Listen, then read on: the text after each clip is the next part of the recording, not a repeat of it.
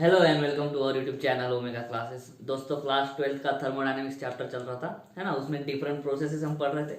आइसोथर्मिक हमने पढ़ा, उसके बाद में आइसोबारिक प्रोसेस पढ़ा और उसके बाद में पढ़ा आइसोकोरिक। आइसोथर्मल प्रोसेस में क्या था, हमारा टेम्परेचर कांस्टेंट होता था, है ना। आइसोबारिक में प्रेशर कांस्टेंट और आइसोकोरिक में वॉल्यूम कांस्टेंट। हर एक प्रोसेस में हम क्या कर रहे हैं, हर एक प्रोसेस में हम देख रहे हैं कि क्या कांस्टेंट होगा और कौन सी दो चीजें वेरी करेगी, ठीक है। उसके बाद में उस पर्टिकुलर प्रोसेस में वर्क डन कितना होगा। उसके बाद में जब भी किसी प्रोसेस में मान लो हीट इन्वॉल्व होती है, हीट एक्सचेंज होता है, ठीक है। और हम क्या करते हैं, फर्स्ट लॉ लगाते हैं। तो हीट एक्सचेंज कितना हुआ है, वर्क डन और इंटरनल एनर्जी, इनके बीच का हम रिलेशन निकालते हैं। तो अलग अलग प्रोसेस में अलग अलग था, है ना। हर एक प्रोसेस का हमने सेम पैटर्न पढ़ा है। इंटरनल एनर्जी कितनी होगी, वर्क डन कितना होगा, कौन सा स्टेट वेरिएबल कांस्टेंट होगा और कौन से वेरी होंगे। और उसके बाद में सिस्टम हम कौन सी कंसिडर कर रहे हैं, सिस्टम हम आइडियल गैस कंसिडर कर रहे हैं। आइडियल गैस होगा, सिलेंडर के अंदर पिस्टन होगा, वो सारी चीजें। पिस्टन कैसा होगा, मूवेबल, फ्रिक्शनलेस होगा, लाइट वेट होगा, ठीक है। वही है, सब चीजें एडियाबेटिक में भी देखेंगे। और ज्यादातर लोगों का आइसोथर्मल और एडियाबेटिक ये प्रोसेस में कंफ्यूजन होता है ना। तो एडियाबेटिक प्रोसेस हम एकदम डिटेल में पढ़ेंगे। वीडियो थोड़ा बड़ा हो सकता है, लेकिन डिटेल में जब पढ़ेंगे तब आप अच्छे से समझ सकते हो, ठीक है। तो चलिए स्टार्ट करते हैं एडियाबेटिक प्रोसेस, ठीक है। देखो आइसोथर्मल में क्या था, आइसोथर्मल में टेम्परेचर कांस्टेंट हो गया, ठीक है। आइसोबारिक में प्रेशर कांस्टेंट हो गया, आइसोकोरिक में वॉल्यूम कांस्टेंट हो गया। और प्रोसेस पढ़ने से पहले हम देख रहे थे इन तीन स्टेट वेरिएबल का हम ज्यादा यूज करेंगे, या फिर इन तीन स्टेट वेरिएबल के बारे में हम बात करने वाले थे। और इन तीन वेरिएबल की बात हो चुकी, एक प्रोसेस में प्रेशर कांस्टेंट, एक में टेम्परेचर, एक में वॉल्यूम कांस्टेंट, ठीक है। तो ये वाला कहाँ से आ गया, एडियाबेटिक। तो हम एक चीज भूल जाते हैं कि हम चैप्टर पढ़ रहे हैं थर्मोडायनेमिक्स और उसमें हीट इन्वॉल्व है ना। कभी कभी सिस्टम हीट लेगी, है ना, एब्सॉर्ब करेगी, या कभी कभी हीट लूज करेगी या रिलीज कर देगी। तो हीट का इन्वॉल्वमेंट बहुत है थर्मोडायनेमिक्स में। हमारे आइडियल गैस जो है, जो सिस्टम है, उसमें जो चेंज लाएगा उसमें हमारा हीट का इन्वॉल्व होता है ना। तो हीट भी हमको देखना पड़ेगा, हीट के बारे में भी हमको सोचना पड़ेगा। और हीट हम किससे डिनोट करते हैं, हीट हम क्यू से डिनोट करते हैं। तो ये हीट का भी हमको सोचना पड़ेगा, ठीक है। तो यहाँ पे हीट के बारे में सोचा है, ठीक है। तो एडियाबेटिक पढ़ने से पहले हम क्या करते हैं ना, आइसोथर्मल भी पढ़ लेते हैं। 2-3 मिनट के लिए आइसोथर्मल की बात करते हैं, तब हम बात करेंगे, उसके बाद में बात करते हैं एडियाबेटिक की, क्योंकि एडियाबेटिक तब आपको अच्छे से समझ में आ जाएगा। आइसोथर्मल में क्या था, टेम्परेचर कांस्टेंट था, तो डेल्टा टी क्या था, 0 था। डेल्टा टी 0 था, और मैंने बोला है आपको change in internal energy delta U, उसका फॉर्मूला क्या होगा, एनसीवी डेल्टा टी। एन मतलब number of moles of the gas, जो सिस्टम है ना उसके नंबर ऑफ मोल्स, सीवी मतलब molar specific heat at constant volume, और delta T change in temperature. तो यहाँ पे डेल्टा यू भी क्या मिलेगा, 0 मिलेगा। Next first law, Q is equal to delta you plus डब्ल्यू, ये है फर्स्ट लॉ ऑफ थर्मोडायनामिक्स, ठीक है। Delta u 0 is equal to therefore Q is equal to क्या हो जाएगा, W। इसका मतलब क्या है, जो भी सिस्टम को हीट देंगे या जो भी सिस्टम हीट लूज करेगी, है ना, तो पूरा का पूरा जो हीट है वो हमारा सिस्टम के वर्क में ये हो जाएगा, वर्क में कन्वर्ट हो जाएगा।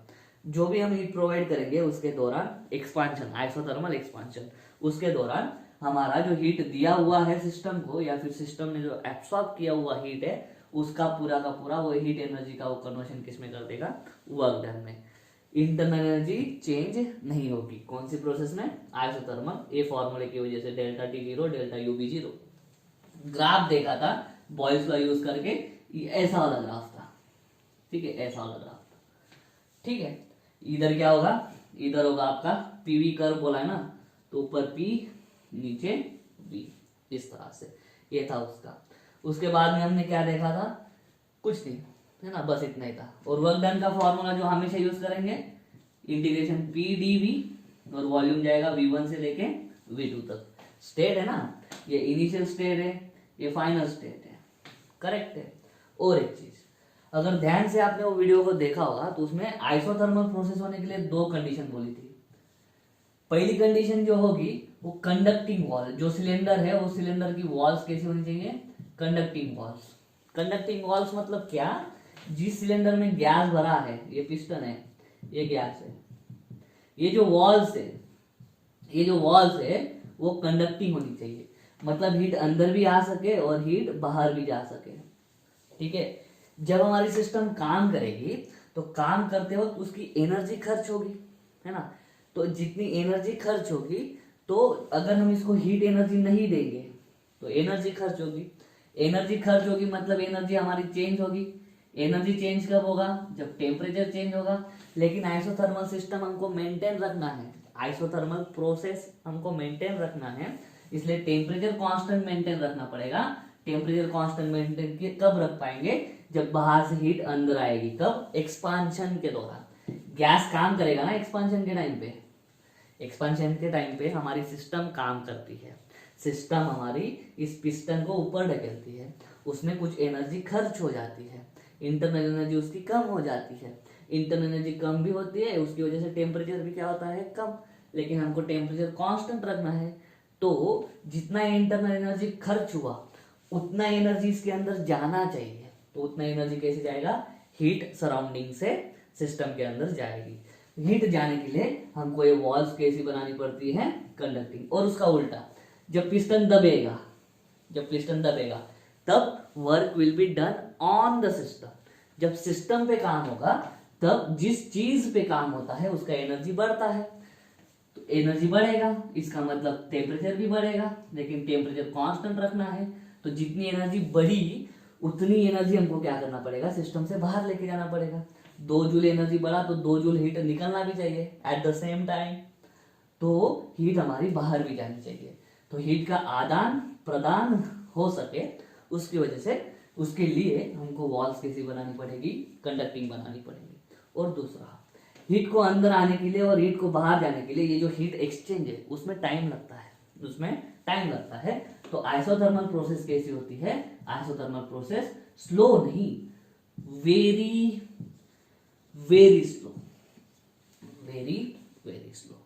ठीक है, तो ये सारी चीजें जो है वो आइसोथर्मल के बारे में आपको जान लेनी चाहिए, और उसी के साथ में भी कंपेयर करके हम एडियाबेटिक पढ़ेंगे। आइसोथर्मल अगर समझा है तभी आपको एडियाबेटिक समझेगा। ठीक है, तो चलिए एडियाबेटिक प्रोसेस पढ़ते हैं, उसमें भी 1 बाय 1 सारी चीजें अभी हम देखते हैं। ठीक है, तो एडियाबेटिक में भी ये 3 वेरिएबल नहीं, अभी क्या है एडियाबेटिक प्रोसेस में क्या होगा, heat content of the system वो कांस्टेंट रहेगा। हीट कंटेंट, हीट कंटेंट जो हमारा आइडियल गैस है, जो सिस्टम लिया है, सिस्टम क्या है हमारा, आइडियल गैस है। ये है हमारा सिलेंडर, ठीक है, ये है हमारा पिस्टन, पिस्टन के अंदर है आइडियल गैस जिसको हम बोलेंगे सिस्टम हमारी। इसके पास कुछ ना कुछ हीट होगी ना पहले से, हीट की वजह से इसके पास कुछ ना कुछ टेम्परेचर होगा, तो इसके अंदर जितना भी जूल हीट है वो बस उतना ही प्रोसेस हम करेंगे। ठीक है, लेकिन इसके अंदर जो हीट है, आइसोथर्मल में क्या था, हीट अंदर आ सकता था, हीट बाहर जा सकता था। ठीक है, हीट इसमें जो है कम ज्यादा होती थी, टेम्परेचर कांस्टेंट होता था, टेम्परेचर कांस्टेंट होता था, और टेम्परेचर कांस्टेंट रखने के लिए हीट अंदर जाती थी और हीट अंदर से बाहर भी आती थी, है ना। मतलब हीट कंटेंट आइसोथर्मल प्रोसेस में हीट का आदान प्रदान होता था टेम्परेचर कांस्टेंट रखने के लिए। लेकिन यहाँ पे क्या होगा, एडियाबेटिक प्रोसेस में हीट का एक्सचेंज नहीं होगा। ठीक है, इसलिए हीट एक्सचेंज नहीं होगा, अंदर की हीट बाहर भी जाएगी, बाहर की हीट अंदर नहीं आएगी, तो अंदर जितना भी हीट है उतना जो कंटेंट है उतना कांस्टेंट रहेगा। No exchange of heat between system and surrounding, system and surrounding के बीच में कोई भी हीट एक्सचेंज नहीं होगा, कोई भी हीट एक्सचेंज नहीं होगा। इसका मतलब क्या है, इसका मतलब हीट एक्सचेंज को हम किससे डिनोट करते हैं, Q से। तो Q यहाँ पे क्या होगा, Q हमारा 0 होगा। ठीक है, Q हमारा क्या होगा, 0 होगा। ठीक है, यहां तक समझ में आ गया होगा, है ना। एडियाबेटिक में क्या है, हीट कांटेंट, अंदर की हीट बाहर नहीं जाएगी, बाहर की हीट अंदर भी नहीं आएगी, हीट कांटेंट कांस्टेंट रहेगा। ठीक है, तो फर्स्ट लॉ क्या बोलता है अपना, जो फर्स्ट लॉ है थर्मोडायनामिक्स का, कोई भी सिस्टम हो, कोई भी प्रोसेस हो, थर्मोडायनामिक्स में Q is equal to delta you plus डब्ल्यू। यहाँ पे Q इज इक्वल टू 0 है, तो Q इज इक्वल टू 0 की वजह से क्या हो जाएगा, 0 is equal to delta you plus W, तो delta U is equal to minus W. और ये हमको कुछ नया नहीं है, ये हमने कहाँ पे पढ़ा है, ये हमने फर्स्ट लॉ में पढ़ा है। थर्मोडायनेमिक्स का जो फर्स्ट लॉ है उसका जो वीडियो है उसमें मैंने इसको एक्सप्लेन किया है, अभी भी एक्सप्लेन कर सकते हैं, कोई दिक्कत नहीं है। ठीक है, मान लो पहला एडियाबेटिक एक्सपांशन, एक्सप्लेनेशन के हिसाब से चलते हैं। ठीक है, तभी आपको समझ, ये तो आपको ऑलरेडी पता है फर्स्ट लॉ। अभी एडियाबेटिक एक्सपांशन पढ़ते हैं। एक्सपांशन मतलब वॉल्यूम बढ़ेगा, वॉल्यूम बढ़ेगा। वॉल्यूम कब बढ़ेगा, कोई बाहर से तो इस पिस्टन को ऊपर नहीं ढक लेगा, कौन ढक लेगा, हमारी सिस्टम ही इस पिस्टन को क्या करेगी, ऊपर धक्का दे रही है। ऊपर धक्का दे रही है, देखना फोर्स लग रहा है ऊपर की डायरेक्शन में, पिस्टन का डिस्प्लेसमेंट भी होगा ऊपर की डायरेक्शन में, वर्क फोर्स डिस्प्लेसमेंट दोनों की डायरेक्शन सेम है, तो वर्क डन क्या है, पॉजिटिव। वर्क डन क्या है, पॉजिटिव। ठीक है, तो work done by the system, expansion में क्या होगा, work done by the system, क्योंकि फोर्स कौन लगा रहा है, फोर्स लगा रहा है हमारा सिस्टम ही। इस पिस्टन पे हमारा सिस्टम ही वर्क कर रहा है ना, पिस्टन को ऊपर ढकेल रहा है, तो किसने काम करा, बाय द सिस्टम। और work done by the system हमेशा क्या होता है, पॉजिटिव। नहीं पता है कि रट्टा अगर नहीं करना है अपने को, तो इसके हिसाब से जाना, सिस्टम धक्का दे रही है, पिस्टन भी उधर ही जा रहा है ऊपर, तो क्या है, इस तरह से वर्क डन पॉजिटिव। लेकिन ये सिस्टम के पास पहले कुछ तो एनर्जी थी और ये सिस्टम ने वर्क किया, तो काम करने में उस सिस्टम की कुछ तो एनर्जी चली गई। मान लो हम हैं, हमें खाना नहीं दिया और बोला काम करो, हमने खाना नहीं खाया, मतलब एक्स्ट्रा एनर्जी हमें ऐड नहीं हुई है, हमारे पास पहले से कुछ एनर्जी थी, हमारे पास एनर्जी थी U1, वैसे ही सिस्टम के पास एनर्जी थी U1, लेकिन हमसे कुछ काम करवा लिया, तो काम करने में हमारी एनर्जी खर्च हो जाती है। काम करने के बाद और कुछ भी नहीं खाया हमने, हमारी एनर्जी कितनी हो गई, U2। क्या होगा, हमारा फाइनल एनर्जी कम ही होगा, क्योंकि काम करने में एनर्जी खर्च हो गया।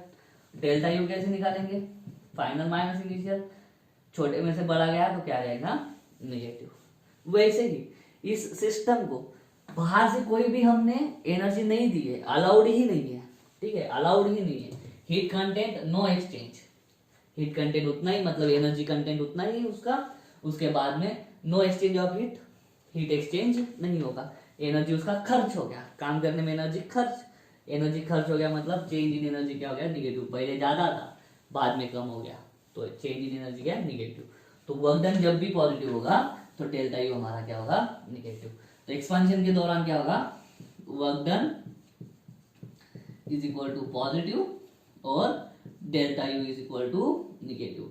ये ध्यान में रखना है, किसमें, एडियाबेटिक, या फिर फर्स्ट लॉ तो ऑलरेडी आपको वैसा बोलता ही है। ठीक है, फर्स्ट लॉ में। दूसरा एडियाबेटिक कॉम्प्रेशन, मतलब कॉम्प्रेशन हमको ऐसा करना है कि कॉम्प्रेशन में बाहर की हीट इन्वॉल्व नहीं हो। अभी क्या करेंगे, उल्टा करेंगे, अभी क्या करेंगे, उल्टा, कॉम्प्रेस करना है। कॉम्प्रेस करना है मतलब पिस्टन इधर, तो पिस्टन का डायरेक्शन डाउनवर्ड है, लेकिन फिर भी हमारे गैस मॉलिक्यूल क्या करेंगे, पिस्टन के डाउनवर्ड मूवमेंट को क्या करेंगे, अपोज करेंगे।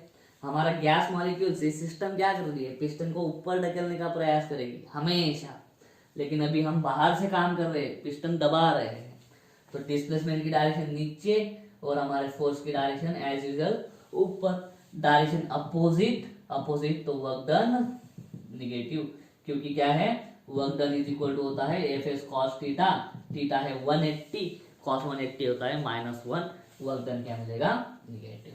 ठीक है, तो और यहाँ पे क्या करा हमने, work done on the system. ठीक है, work done on the system, on the system.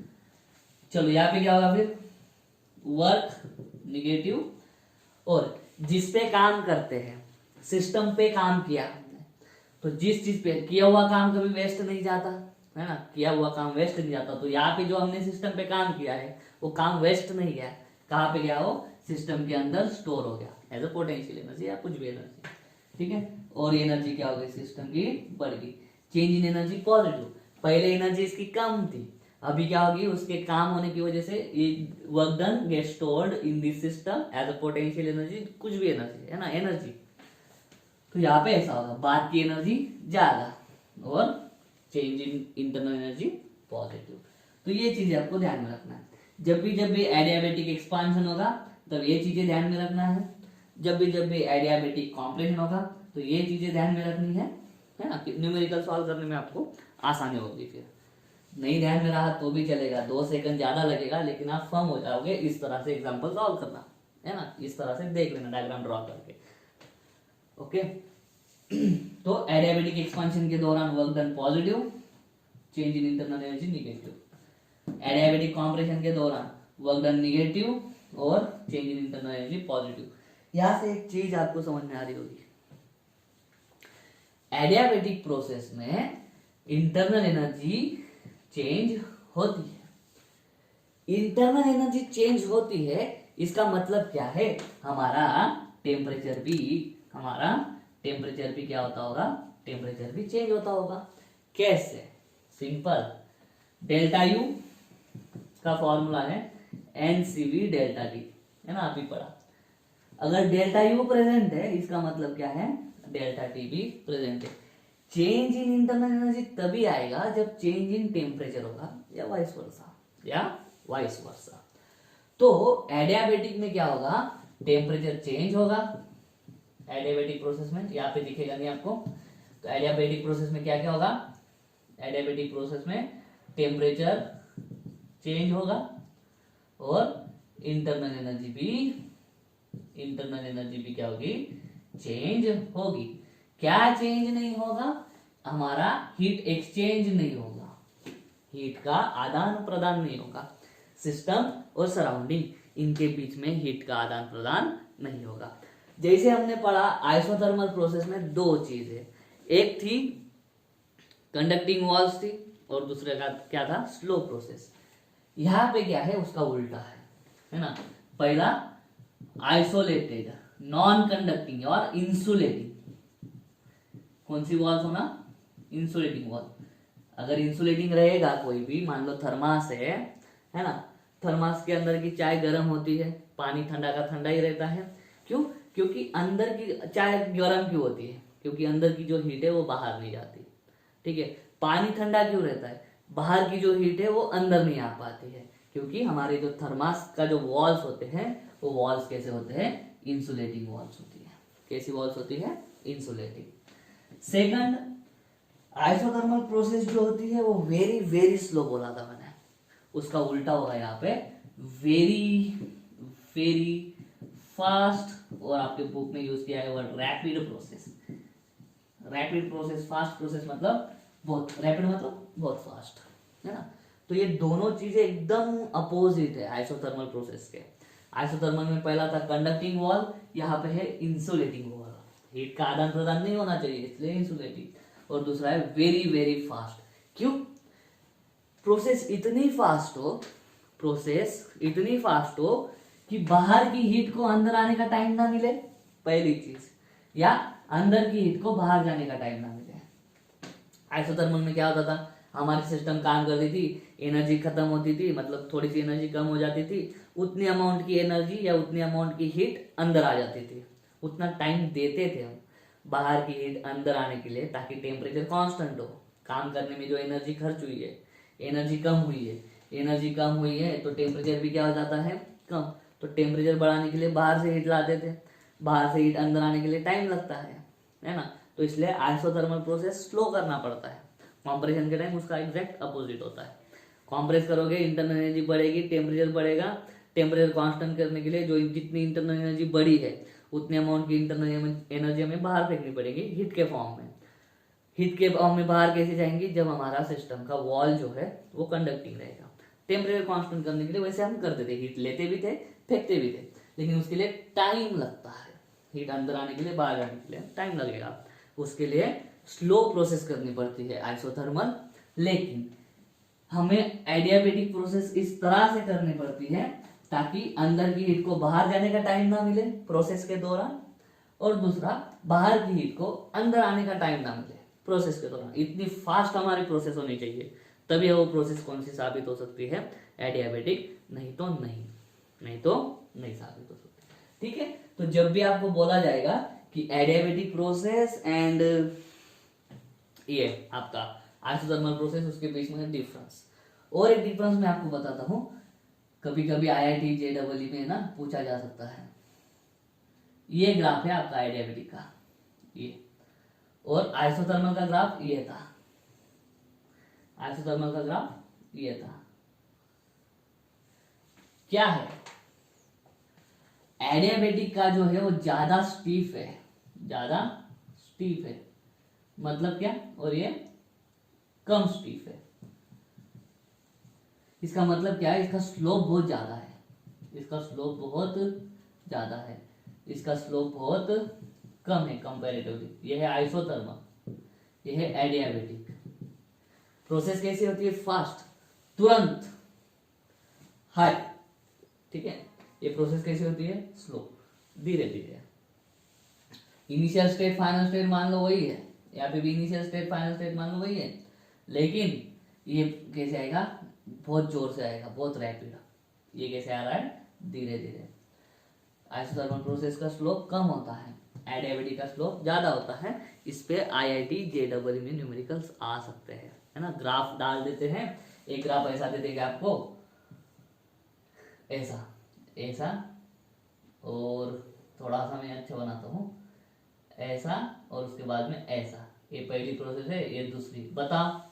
तो इसका स्लोप कम है, तो पहली वाली प्रोसेस है आइसोथर्मल, दूसरे वाले का स्लोप थोड़ा ज्यादा है, ज्यादा स्टीफ है, तो दूसरी प्रोसेस कौन सी होगी, दूसरी प्रोसेस होगी एडियाबेटिक। ग्राफ को अच्छे से देखो, है ना, जिस ग्राफ का स्लोप ज्यादा वो एडियाबेटिक है, उतना ध्यान रखो। ठीक है, तो इस तरह से आप आइसोथर्मल और एडियाबेटिक के बीच में डिफरेंस कर सकते हो, डिफरेंस आराम से कर सकते हो। ठीक है, एडियाबेटिक प्रोसेस और आइसोथर्मल प्रोसेस के बीच का डिफरेंस आपको समझ में आ गया होगा। अभी देखते हैं हम एडियाबेटिक प्रोसेस में कुछ इक्वेशंस, जैसे हमने आइसोथर्मल में देखा था। आइसोथर्मल में एकदम सिंपल देखा था, PV is equal to constant. उसी तरह से एक इक्वेशन हम फॉलो करेंगे एडियाबेटिक में, और वो इक्वेशन ऑलरेडी आपको पता है, अगर आपने क्लास 11th में ये देखा होगा साउंड चैप्टर, उसमें न्यूटन्स और लैपलास था, है ना। न्यूटन का फॉर्मूला गलत था, लैपलास का सही था। न्यूटन ने साउंड का जो ट्रैवलिंग है हवा में, एयर में, उसको आइसोथर्मल प्रोसेस माना था, और लैपलास ने उसको एडियाबेटिक माना था। तब हमको एक टर्म पता चली थी, उम्मीद करता हूँ इतना समझ में आ गया होगा। तो अभी एडियाबेटिक इक्वेशन क्या है, सिस्टम हम कौन सा ले रहे हैं वो ध्यान में रखना हमेशा। सिस्टम हम यहाँ पे ले रहे हैं ये वाला आइडियल गैस। ठीक है, आइडियल गैस है तो आइडियल इक्वेशन वो ओबे करेगा, वो बात भूलना नहीं है। चलिए एडियाबेटिक इक्वेशन भी देखते हैं, क्योंकि हमें वर्क डन वगैरह भी ढूंढना होगा ना। एडियाबेटिक इक्वेशन जो है, एडियाबेटिक इक्वेशन जो होगा वो आपका इस तरह से होता है, PV रेस टू गैमा, ये ऊपर गैमा है, is equal to constant, is equal to constant. अब ये गैमा क्या है, गैमा को बोला जाता है एडियाबेटिक रेशो। ये पढ़ा हुआ है अपने already class 11th sound chapter में। गैमा का फॉर्मूला है CP/CV।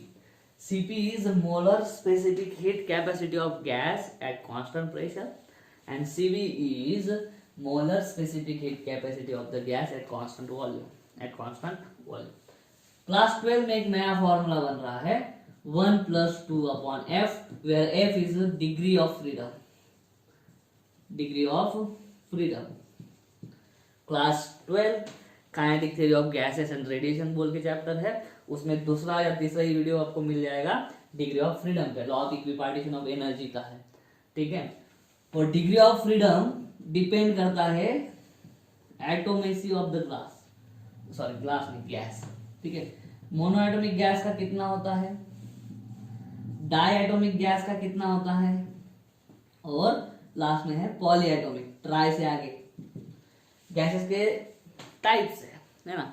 मोनो एटॉमिक मतलब क्या हो गया, हमारा हाइड्रोजन हो गया, है ना, या फिर जो आइडियल गैस कौन से अपन बोलते हैं ना उसको, आर्गॉन, क्रिप्टॉन, जेनॉन, ये है मोनोएटॉमिक गैस। क्या है ये, मोनोएटॉमिक गैस।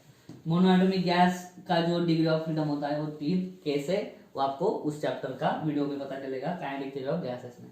अगर पता नहीं है तो यहाँ पे सिर्फ ध्यान में रखो, मोनोएटॉमिक गैस का डिग्री ऑफ फ्रीडम होता है 3, डायटोमिक का होता है 5। डायटोमिक कौन, ऑक्सीजन, हाइड्रोजन, है ना, उस तरह से H2, O2, N2, N2 मतलब नाइट्रोजन। पॉलीएटॉमिक मतलब carbon dioxide, sulphur dioxide, nitrous oxide, है ना, NO2, CO2, ऐसा जो जो गैसेस है, सल्फर डाइऑक्साइड मतलब SO2, वो जो है उनका होता है 6, होता है उनका 6। और बस इतना ही जाएंगे, है ना, पॉली में आगे के आ जाते हैं। तो गैमा की वैल्यू आप ढूंढ सकते हो फॉर मोनोएटॉमिक के लिए। चलो यहाँ पे ही ढूंढ लेते हैं, बड़ा वीडियो बनेगा तो भी चलेगा, पूरा समझ में आना चाहिए। मोनोएटॉमिक का गैमा कितना आएगा, 1 + 2/3। ये कितना हुआ, आपके बुक में डायरेक्ट वैल्यू दिया है, ठीक है, 3, 3, 2, 5, 5/3। डायटोमिक, डायटोमिक के लिए गैमा क्या बनेगा, 1 + 2/f है 5, 5, 1 5, 2 7, 7/5। पॉली के लिए गैमा कितना बनेगा, 1 + 2/6, 6, 6, 6, 2, 8, 8/6। 8/6 मतलब कितना हो गया, 4/3। ये आपके बुक में डायरेक्ट वैल्यूज दी है, आपके बुक में डायरेक्ट वैल्यूज दी है, वो इस तरह से आती है, इस फॉर्मूले से आती है, इस फॉर्मूले से आती है। करेक्ट है। हम ये भी प्रूव करेंगे इस वीडियो में कि पॉलीएटॉमिक, सॉरी, जो एडियाबेटिक प्रोसेस है उसका स्लोप ज्यादा होता है हमारे आइसोथर्मल प्रोसेस के स्लोप से। वो एक्स्ट्रा पॉइंट हो जाएगा, उसको भी हम देखेंगे, ठीक है। वीडियो कितना हुआ, चलेगा, ठीक है। तो ये अभी हम क्या करते हैं, ये क्यों देखा अपन ने, क्योंकि ये काम में आएगा, क्योंकि ये आगे काम में आएगा आपको। न्यूमेरिकल्स जो आप सॉल्व करोगे, आईआईटी नीट के जो भी न्यूमेरिकल्स आएंगे उसमें ये वैल्यूज आपको बहुत ही ज्यादा इंपॉर्टेंट है। अगर मुझे कुछ मिलते हैं आईआईटी के एग्जांपल्स या नीट के एग्जांपल्स, मैं इस पर ढूंढूंगा। पहले आपका एक्सरसाइज कंप्लीट करेंगे, है ना, उसके बाद में न्यूमेरिकल स्टार्ट करेंगे आईआईटी जेईई के लिए चैप्टर पे। तो अभी हम क्या करते हैं, अभी हम वर्क डन के लिए फॉर्मूला ढूंढते हैं, ठीक है। तो इसमें अभी तक पे करने वाली बात क्या है कि हीट कांटेंट जो है वो कांस्टेंट रहेगा, मतलब हीट बाहर से आने वाली अंदर जाने वाली या अंदर से बाहर आने वाली हीट क्या रहेगी, 0 रहेगी, ठीक है। तो यहाँ पे अभी हम फॉर्मूला ढूंढेंगे वर्क डन के लिए, work done in adiabatic process. चलो, work done in adiabatic process, इतना तो पता है आपको, Q 0 है, डेल्टा T है प्रेजेंट, डेल्टा U भी प्रेजेंट है, टेम्परेचर चेंज होगा, टेम्परेचर चेंज होगा। वर्क डन, चलो नॉर्मल वर्क डन का फॉर्मूला क्या है, integration initial volume final volume. मान लो एक्सपांशन हो रहा है, मान लो क्या हो रहा है, एडियाबेटिक एक्सपांशन, ठीक है। एडियाबेटिक एक्सपांशन होगा मतलब क्या, V2 > V1, और कॉम्प्रेशन होगा तब V1 > V2, ठीक है। वो इतना इंपॉर्टेंट नहीं है, इनिशियल स्टेट फाइनल स्टेट लिख लेंगे अपन, P dV, ये फॉर्मूला है, ये फॉर्मूला है, ठीक है। चलिए, एडियाबेटिक प्रोसेस में हमको मालूम है PV⁻⁴ = कांस्टेंट, कांस्टेंट की जगह पे आपके बुक में दिया है शायद C, देयरफॉर यहां से P की वैल्यू निकाल लूं, C/V⁻⁴, ये गैमा है, ठीक है, ये गैमा। तो इक्वेशन 1 में मैं क्या करता हूं ना, P की वैल्यू डाल देता हूं, क्योंकि ये इक्वेशन जो है इसमें देखो integration with respect to volume है, तो यहाँ की टर्म में क्या लिख रहा हूँ, विथ रिस्पेक्ट टू वॉल्यूम लिख रहा हूँ और कुछ नहीं। देयरफॉर वर्क डन क्या हो जाएगा, P की वैल्यू डाल देता हूँ V1 to V2, P की value C upon V raise to gamma dV। चलो सॉल्व करते हैं। वर्क डन, ये कांस्टेंट बाहर, नीचे कुछ नहीं, V1 to V2। देखो ये है 1 upon V raise to gamma, 1 upon V raise to gamma. मैं इसको ऐसा लिख सकता हूँ V raise to minus gamma, क्योंकि पावर ऊपर जाएगी, ठीक है। जैसे 1 अपॉन एक्स रेज टू 3 को लिखेंगे एक्स रेज टू माइनस 3, उस तरह से, ठीक है। तो ये इक्वेशन क्या आ जाएगा, V raise to minus gamma dV। अभी ये गैमा कांस्टेंट है, ये गैमा क्या है, कांस्टेंट। मोनोएटॉमिक के लिए फिक्स वैल्यू, डायटोमिक के लिए फिक्स वैल्यू, ट्राइटोमिक के लिए फिक्स वैल्यू, गैमा कांस्टेंट है, ठीक है। अभी दिया हुआ जो हमारा सिस्टम है उसके अंदर पर्टिकुलर गैस जो रहेगा उस गैस का गैमा कांस्टेंट रहेगा, उस गैस का गैमा कांस्टेंट रहेगा, ठीक है। तो इसमें ये वाला फॉर्मूला लेगा, x raise to n dx is equal to x raise to n plus 1 upon n plus 1। x ये पावर क्या है, कांस्टेंट, ये पावर क्या है यहाँ पे, कांस्टेंट। उस हिसाब से work done is equal to c। चलो डायरेक्ट फॉर्मूला लगाता हूं मैं अभी, v1 v2। देखो v raise to minus gamma plus 1, नीचे minus gamma plus 1, v1 to v2। Work done is equal to c। देखो ये जो है ये बाहर निकाल लेते हैं, क्योंकि नीचे वाला पूरा कांस्टेंट है। ये जो लिमिट लगाने हैं, लिमिट तो हमको ऊपर वाले को लगाने हैं, ऊपर में है v की टर्म, नीचे तो है नहीं, तो नीचे वाला बाहर निकाल लेते हैं। तो माइनस गैमा प्लस 1 लिखो या 1 माइनस गैमा लिखो, एक ही है, 1 माइनस गैमा। अंदर क्या बचा, अभी लिमिट भी लगा रहा हूं, ठीक है। पहले v2 raise to gamma minus gamma plus 1 है, तो इसको मैं वापस वैसे लिखूंगा 1 माइनस गैमा। कंपलसरी अभी कौन सी साइन, ये ऑलरेडी बाहर आ चुका है, ये ऑलरेडी बाहर आ चुका है, कंपलसरी माइनस साइन। अभी v की जगह पे v1 1 माइनस गैमा। उम्मीद करता हूँ यहाँ तक समझ में आ गया होगा। इंटीग्रेशन है अपर और लोअर लिमिट लगा रहे हैं। Work done is equal to, अभी ये कांस्टेंट है, अभी ये क्या है, कांस्टेंट है। मैं क्या करता हूँ, यहाँ पे दो वॉल्यूम दिख रहे हैं, एक v2 दिख रहा है, एक v1 दिख रहा है, एक v2 दिख रहा है, एक v1 दिख रहा है, ये कांस्टेंट है। वापस जैसे हम आइसोथर्मल में करते थे, p1 v1 is equal to p2 v2 is equal to constant, ये आइसोथर्मल में था। ये एडियाबेटिक में हम क्या करेंगे, p1 v1 raise to gamma is equal to p2 v2 raise to gamma is equal to constant, है ना, इस तरह से। तो मैं क्या करता हूँ, c की वैल्यू p1 v1 डालता हूँ, p2 v2 भी डालता हूँ, लेकिन कैसे, देखो अभी ये c जो है वो अंदर जाएगा इसके साथ भी, और c जो है इसके साथ भी मल्टीप्लाई होगा, लेकिन इसके साथ जब मल्टीप्लाई होगा तब मैं इस c की वैल्यू ये वाली कंसिडर करूंगा v2 के टर्म्स में, क्योंकि यहाँ पे भी v2 है। और यही c जब इसके साथ में मल्टीप्लाई होगा तब इस c की वैल्यू भी कौन सी पकड़ूंगा, पहली, क्योंकि वो कांस्टेंट है। कांस्टेंट मतलब हमने c लेके रखा है, चलेगा, ठीक है। तो इसके साथ मल्टीप्लाई होगा तब v2 वाली टर्म, इसके साथ मल्टीप्लाई होगा ये c तब v1 वाली टर्म।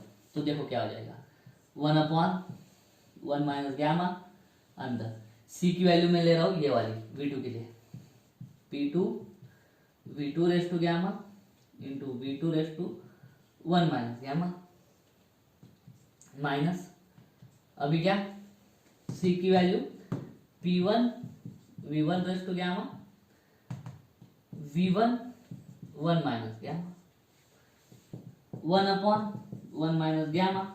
अभी देखो क्या है, ये v2 रेज़ टू गैमा और ये v2 raise to 1 minus gamma, ये समझ में आ रहा है आपको, 1 माइनस गैमा, ठीक है, और ये प्लस गैमा। देखो हम ऐसा लिखते हैं x raise to 1 x raise to minus gamma, तो ये क्या हो जाएगा, दोनों का बेस सेम है, दोनों का बेस सेम है, तो इनकी addition x raise to 1, addition ले, ये पहले ऑलरेडी क्या है लेकिन माइनस है, तो 1 प्लस माइनस गैमा मतलब क्या, 1 माइनस गैमा। तो उस तरह से बना है।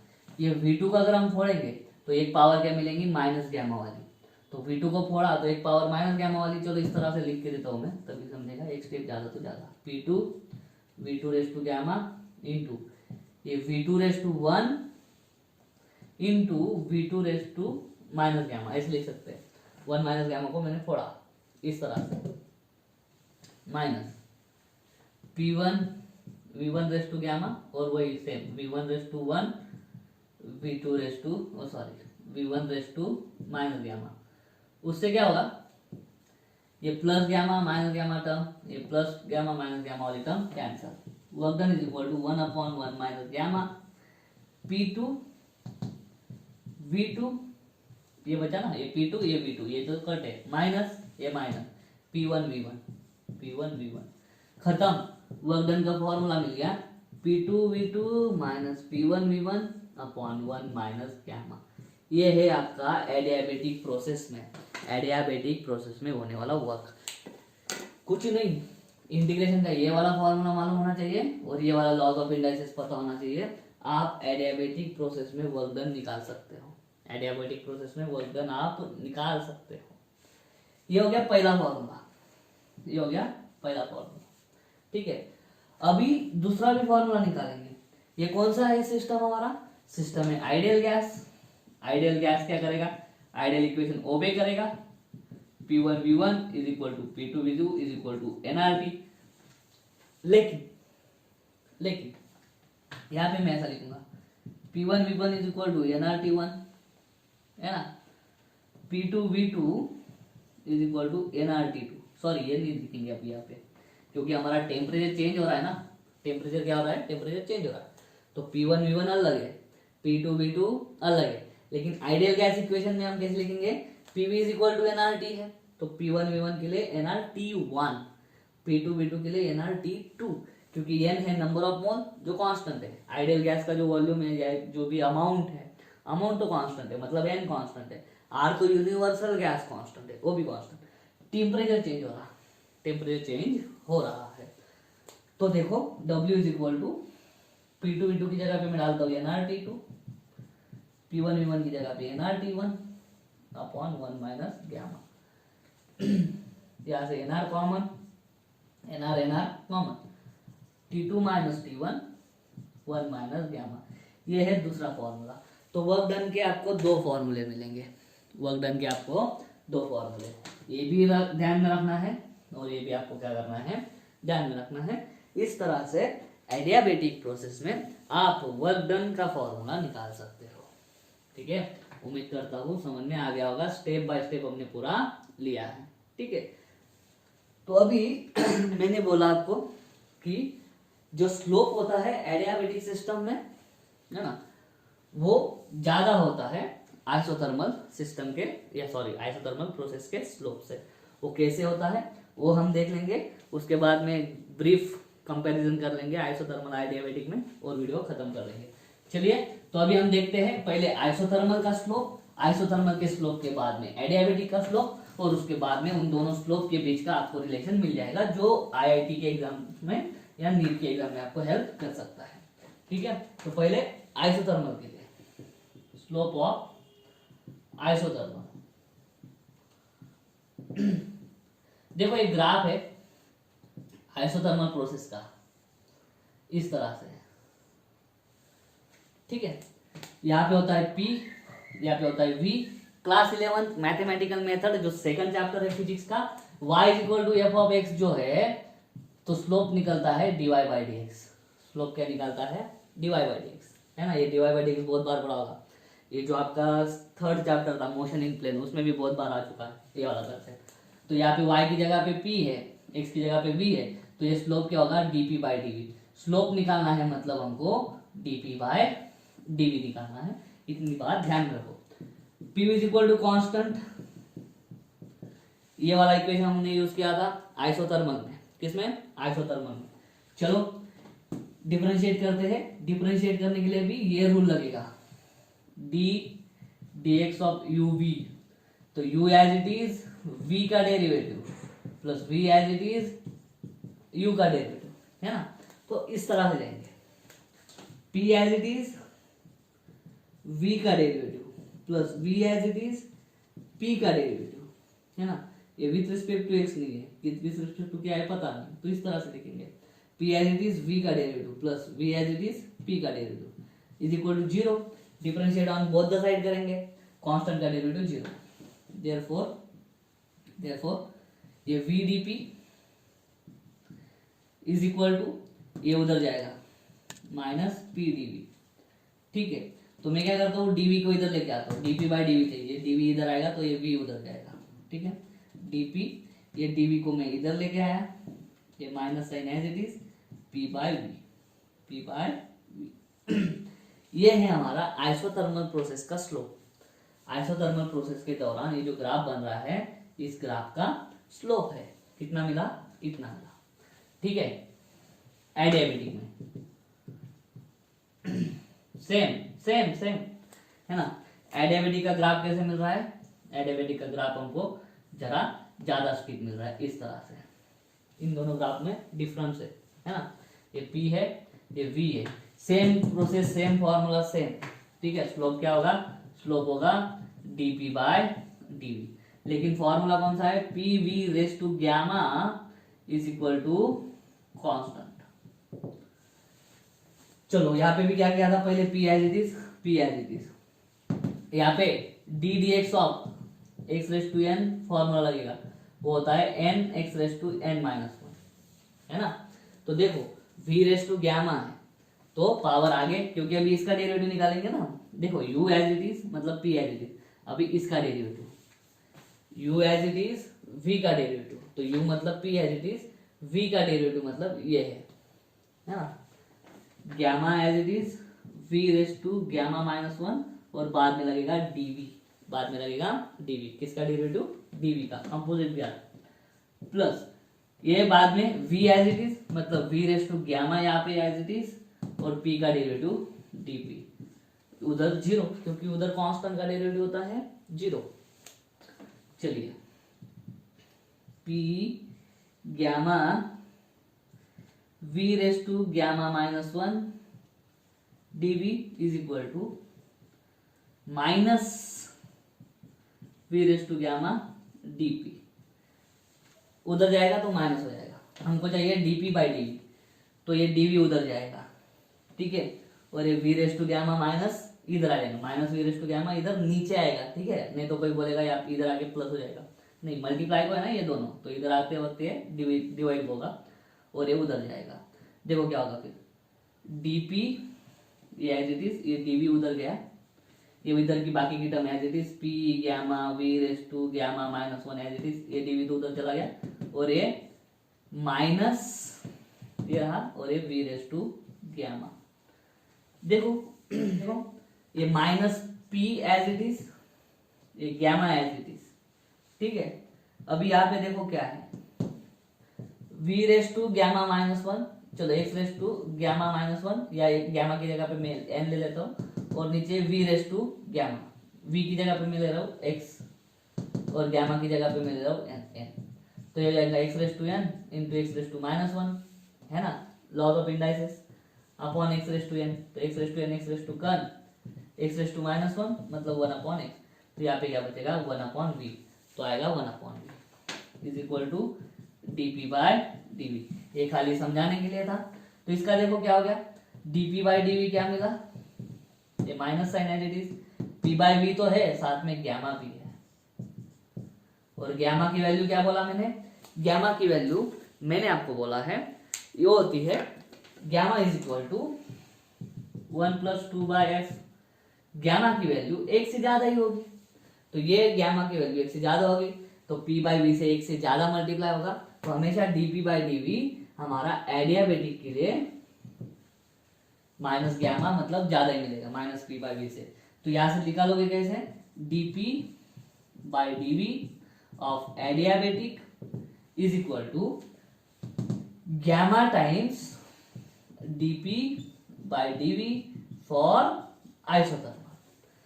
आइसोथर्मल का स्लोप जो है उसको गैमा से मल्टीप्लाई करो, आपको एडियाबेटिक का स्लोप मिलेगा, और यही प्रूव कर देता है आपको कि एडियाबेटिक का स्लोप ज्यादा होता है किससे, आइसोथर्मल से। तो उम्मीद करता हूँ समझ में आ गया होगा। ये है, इस तरह से हम स्लोप कंपेयर कर रहे हैं। ठीक है, किसका स्लोप बड़ा होता है? एडियाबेटिक का। कितना गुना? गैमा गुना। किससे? आइसोथर्मल के स्लोप से, है ना। तो नेक्स्ट चलो जल्दी जल्दी कंपेयर करते हैं। आइसोथर्मल प्रोसेस में क्या होता है?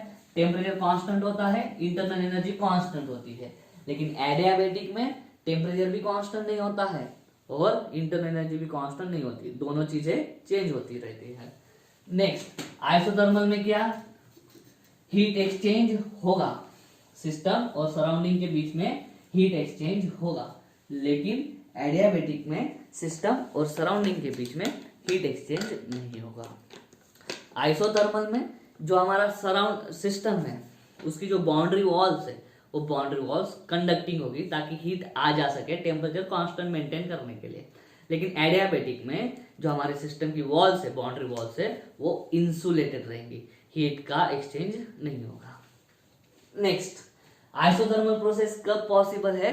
जब वो प्रोसेस एकदम धीरे धीरे हो। क्या हो? एकदम धीरे धीरे हो।